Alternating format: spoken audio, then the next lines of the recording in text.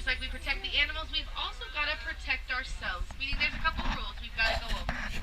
The first is to remain seated at all times. It's for your safety as well as those around you. Also, if you've got phones, cameras, GoPros, video cameras, hats, sunglasses, Mickey ears, or anything else you consider of value, hold on to them very tightly. It is a bumpy ride, and I cannot stop at any time to collect any items that might have fallen out. Now, is this anybody's first safari here at Kilimanjaro Safari? Raise your hand real high. Look at that. Welcome, friends. Now, it's my first safari, too, so we'll see what kind of wild adventure we'll have on out here. Now, if you look above you, you will see an animal spotting guide. That spotting guide is going to help you identify some of the animals we may see out on the reserve. We're not going to see all of them because of migration pattern. We will get to see a lot of them, though, starting first with the animal off to our right. This is a brown animal with black and white striped legs called the okapi. Now, okapis may look to be part of the zebra family because of those black and white stripes. They're not related to the zebras at all, though. They're the only known relative of the giraffe. We know this because of the shape of their skull as well as the length of their tongue. Both resemble a giraffe, especially that 12 to 18-inch long tongue. The local African tribes had known about the okapi for many years. It wasn't actually until 1901 that Westerners first discovered the animal. Currently, we are in the Little Ituri Forest. Here in the forest, animals are very shy and reclusive. Oh, look way up in the back. And camouflaging into their environment. Way up in the back. Off to our right or left, there's going to be a black rhinoceros. See him? Black rhinos weigh about 3,000 pounds. They have no natural predators. Their biggest threat is humans. Sadly, because of poaching and other human-rhino conflicts, less than 5,000 black rhinos are left on our planet. Up ahead here, off to our right, tan antelope. These are called the greater kudu. Greater kudu are known as one of the tallest antelopes in Africa, standing from toe to shoulder, up to 5 feet tall. These are females. We know this because they don't have any horns. Shut up. However, the males' horns get to be about 6 feet long, longer than the bodies themselves. Exiting the forest, though, we now make our way towards the Safi River. Like the Nile River in Africa, this Safi River is going to be home to a lot of those same animals. Another greater kudu off to your left. And whether these animals are in the water because they like to swim, or because most of their diet includes fish, we're going to find them here in the water.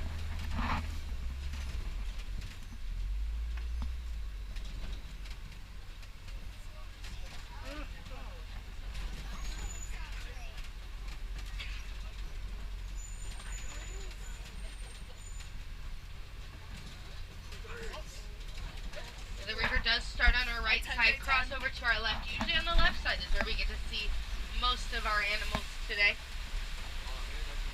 Looks like in the water there's a hippopotamus. Oh, look at him. Hippopotamuses love to swim. And more impressively walk along the bottom of the water they're in. They do this by simply submerging themselves down like a submarine would. Yep, there he goes. And while holding their breath There's for another up one to there, too. 8 minutes. Wow. I just hang out underneath that water. On the island, they're gray and white birds. Those are called the pink-backed pelicans. Now, if you look very closely on their backs, you'll see that that pink color doesn't exist. Look, he's right here.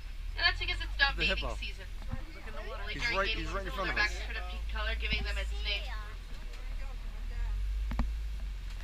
More hippos underneath the water here. Groups of hippos like this are called a bloat of hippos. If you've ever seen them out of the water, you know exactly why. They do look, well, quite bloated. You can see one off to our left out of the water. A couple of them back there underneath the palm tree. Oh, they're back there. Right in front of us. Look.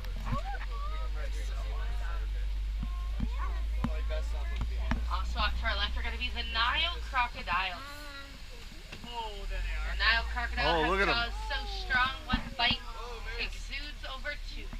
1,000 pounds of pressure per square inch. Weigh up to about 500 pounds and are about 18 feet long. And to give you a better perspective, as a crocodile is about 18 feet long, a giraffe is about 18 feet tall. Wow. If you were to stand a crocodile up, lay a giraffe down right next to each other, but safely from each other, they're going to be about the same length. I think I'd rather see a giraffe. Why? Yeah, 'cause Speaking of those crocodiles giraffes, are those- we are just about to head into the African savanna, home of the giraffe, as well as many other animals. Also home to many unique plants and trees, like this tree off to our right. It's called a baobab tree. Baobab trees are also called upside down trees, as their branches look like roots pointing at the sky. The baobab trees only grow leaves about 3 months out of the year. And this is to conserve water. Out here on the savanna, water is incredibly hard to find, especially here on the Serengeti grasslands. This is the western part of the savanna, first of many parts of the African savanna we will be traveling through. First animal we do see, I know some of you spotted a giraffe. We'll see them a little later though. First animals I'll tell you about are going to be off to our right. Up ahead, brown cattle with huge white horns. These are called the Ankole cattle. Wow, look how big his horns Ankole are. cattle are also named the Watusi cattle, after the Watusi tribe in Africa that first domesticated them. Only domesticated animals here on the reserve. The rest are considered very much wild. Their horns are anywhere from 10 to 15 inches around at its base. And they act as a cooling system. As blood circulates through their horns, any excess body heat is released. Kind of like their own personal air conditioning system. Now off to our left, underneath that small brush to the left of the tree in the middle, are going to be the African wild dogs. Oh, look. I know African wild dogs may look all cute and cuddly. Don't be fooled though, they're the most successful predators in Africa. They're laying down. They Look. kill more of their prey than lions and cheetahs put together. Now they are so successful because their stamina and their endurance is so much greater than that of their prey, that their prey usually end up giving up before the hunt is even over. Now it is good to know that a lion or cheetah's prey is usually a lot larger than African wild dog's prey. This helps with their success rate. They're only hunting very small animals, or cattle, and that's the close off to our How left. close he is. Now these Ankole cattle are also seen as kind of a symbol of wealth and status in Africa. It's believed that the more Ankole cattle a family owns, the more financially stable and socially inclined that family will be. To our left here as well, red rock formation or red pillar. This is called a termite mound. Termites make these out of dirt, saliva, even dung. Once they harden or bake in the hot sun, they're as hard as concrete, and they make for really great scratching posts for animals like giraffes and elephants.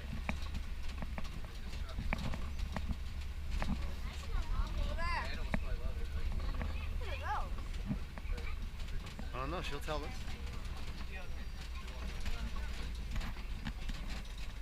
And off to our right here, gray animals. These are called the white-bearded wildebeest. The wildebeest get their name from its translation, wild beast, because of their menacing look. Or they're also nicknamed the Gnu, spelled G-N-U, and that's because of a grunting noise they make. Just because they've got a grunting noise or a menacing look on their face doesn't really mean they're a menacing animal. Quite harmless, actually. They participate in one of the largest migrations in Africa every year. Hundreds, if not thousands of them, travel all across the continent of Africa looking for that next temporary home. So they're not migrating or eating or sleeping, not really doing much.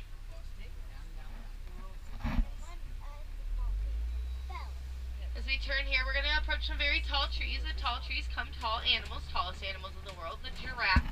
They're going to be up ahead off to our left. Now, giraffes are the tallest animals in the world. They stand anywhere from about 16 to 20 feet when fully grown.